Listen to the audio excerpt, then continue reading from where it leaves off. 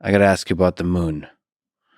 Um, so there's a piece of the moon on this table that you've given me. Yes. That we didn't have to pick up, that arrived here.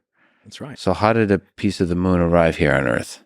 So this chunk of the moon, if it were delivered by the Apollo and NASA missions, you and I would be guilty of a felony right now because it's illegal to own pieces of the moon collected by the Apollo astronauts. So don't even joke about that when you go over to Houston. This piece of moon rock was delivered via the old-fashioned way by gravity. So this was a chunk of the moon, which is blasted off because the moon gets bombarded by asteroids and meteoroids. Some of them eject material from the surface of the moon into space.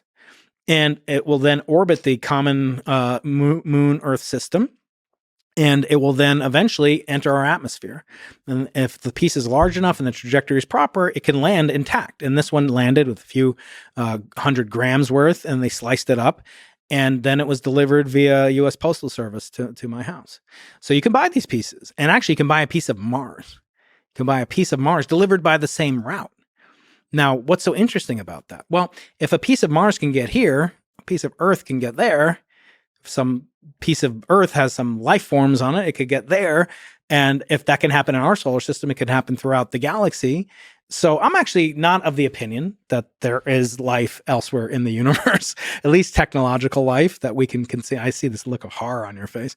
I view it, I am personally extremely pessimistic, would be extremely surprised. I'm curious by the transition, because you just said that life could have arrived from Mars or like from planet to planet, but because of the meteorite striking it and so on. Yeah. And then you went to, you don't think there might be life out there in the universe? Technological life. Yeah. Advanced intelligent civilizations. Okay. Okay. So go on. Yeah. So that's the generalization of what the famous astronomer Fred Hoyle called, I know this is a PG-13 podcast, it's called panspermia. Panspermia. And beep that out, please. Yeah, please. And that's the exchange of genetic life form material from other reaches on Earth, which explains the origin of life on Earth, but not the origin of life itself, which I think is a much grander mystery and much more interesting. How did life get here? And you've talked with many eminent people about that.